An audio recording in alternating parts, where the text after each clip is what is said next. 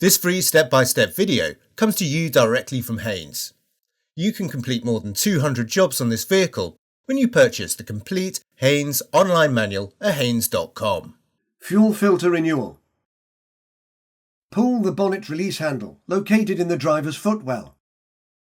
Raise the bonnet slightly, lift the safety catch and raise the bonnet. It is supported by gas struts. If fitted, undo the retaining bolts and rotary fasteners and remove the battery cover and engine cover. The fuel filter is mounted on the left-hand side of the engine compartment, adjacent to the battery. To improve access, move the cooling system expansion tank out of the way. First, release the retaining clip and disconnect the low coolant level sensor wiring plug. Release the clamps and disconnect the upper two hoses.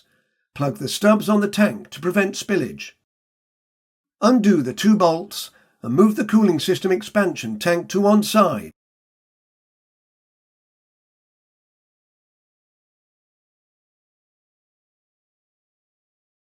Suitably identify the fuel pipes to avoid confusion when refitting.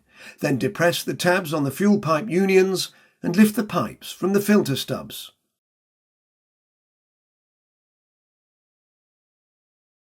If the filter is retained in its mounting bracket by a large hose clip, as shown here, compress the legs of the retaining clip using pliers or a hose clip releasing tool and lift the filter from its location. If the filter is retained in its mounting bracket by a clamp bolt, slacken the clamp bolt and lift the filter from its location.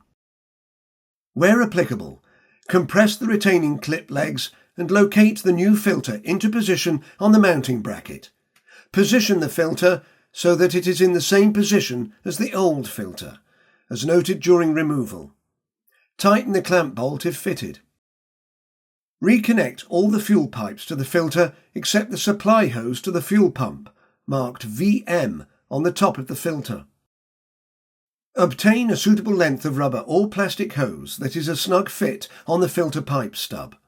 Connect one end of a plastic or rubber hose to the pipe stub marked VM and insert the other end of the hose into a jar or container.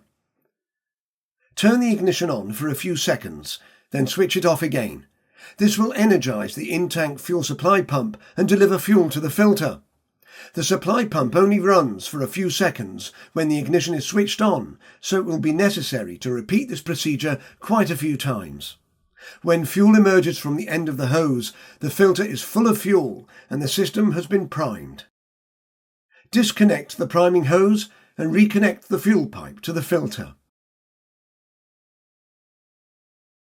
Place the cooling system expansion tank back in position and secure with the two retaining bolts. Reconnect the two top pipes and the low coolant level sensor wiring plug.